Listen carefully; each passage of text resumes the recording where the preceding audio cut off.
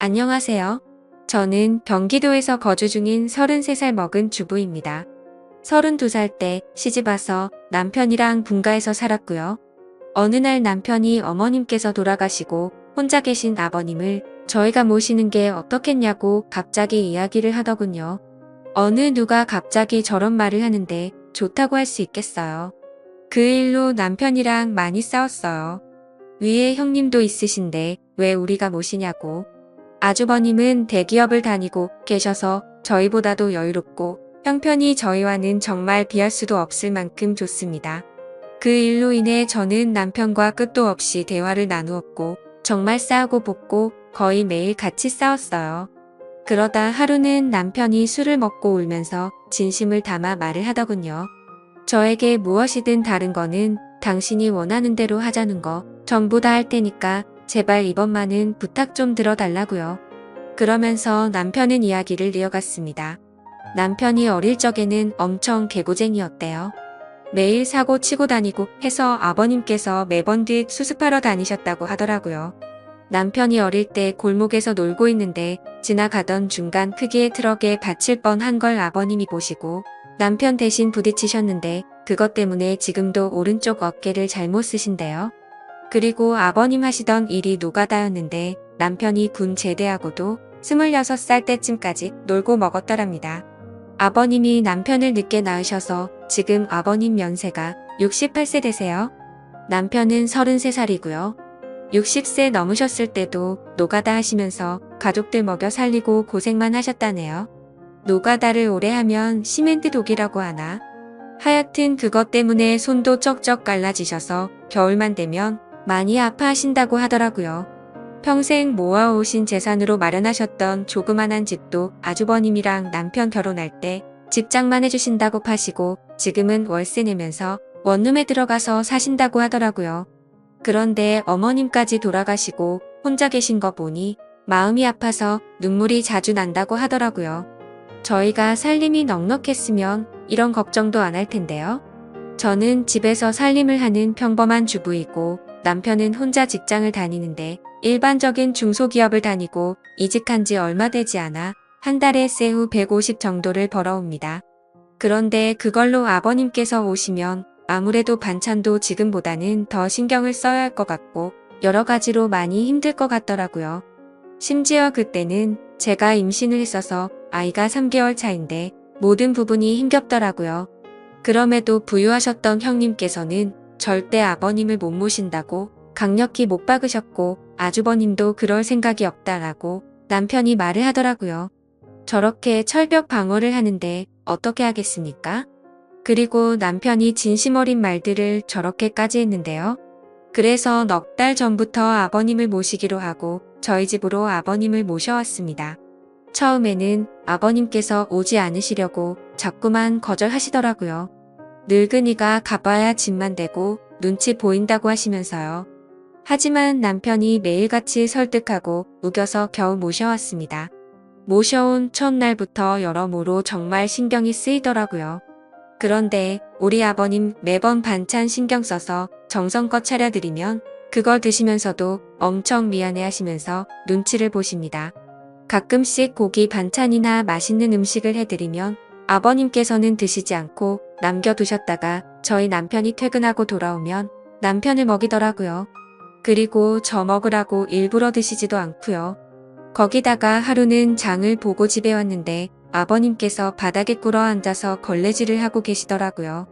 저는 그 모습을 보고 깜짝 놀라서 걸레를 빼앗으려고 했더니 괜찮다고 하시면서 끝까지 고집을 부리시면서 청소를 끝마치시더라고요. 그리고 식사를 드시고 나면 곧바로 빈 그릇을 들고 가셔서 설거지도 하십니다.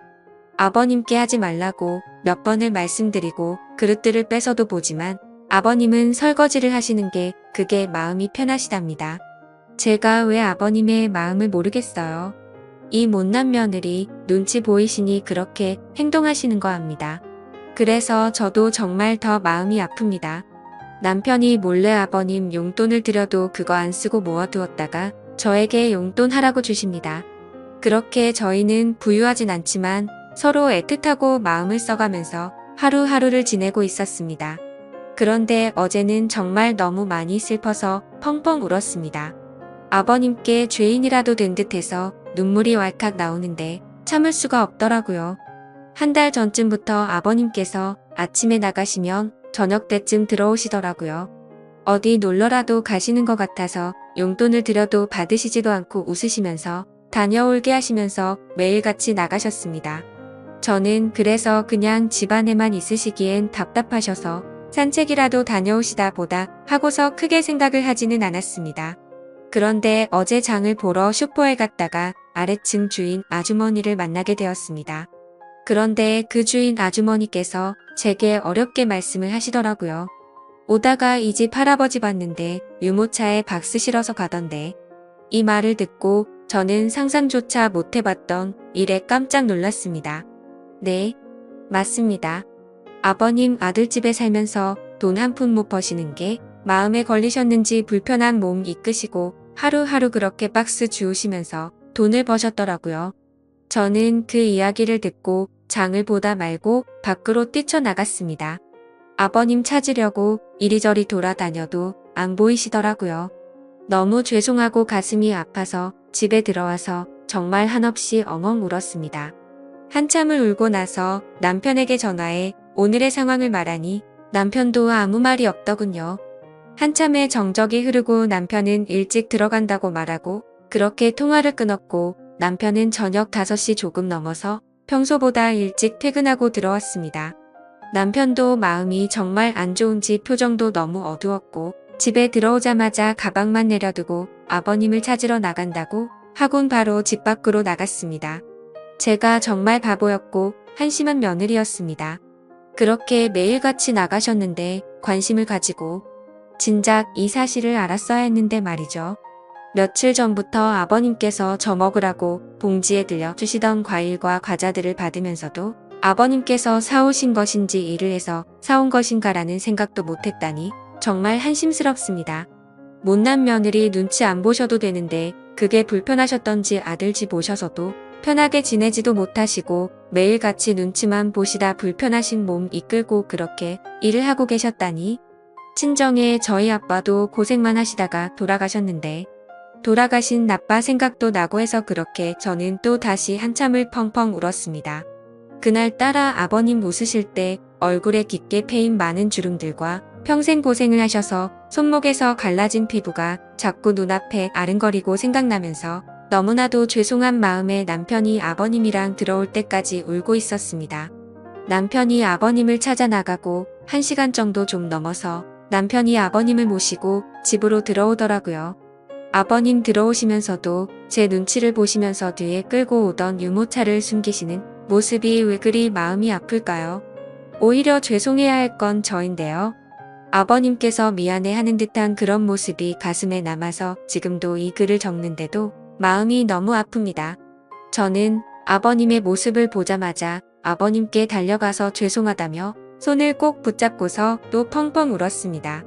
그러자 아버님께서는 매일 나 때문에 밥 차리느라 고생도 많고 편하게 있지 못하게 해서 내가 정말 미안하다면서 제 얼굴을 보면서 손을 꼭 붙잡아 주시면서 말씀하시는데 저는 눈물이 멈추지 않았습니다. 저는 그날 아버님의 손을 처음으로 만져봤습니다.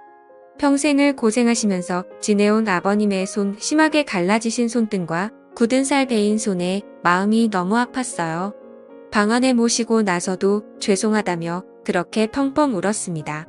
아버님 식사 챙겨드리려고 부엌에 와서도 요리를 하고 있는데도 왜 그리 눈물이 그치지가 않던지 남편은 아버님께 다시는 그런 일 하시지 말라고 말했고 앞으로는 제가 더 열심히 일해서 벌면 되니까 그런 일 하시지 말라고 아버님께 확답을 받아 냈습니다.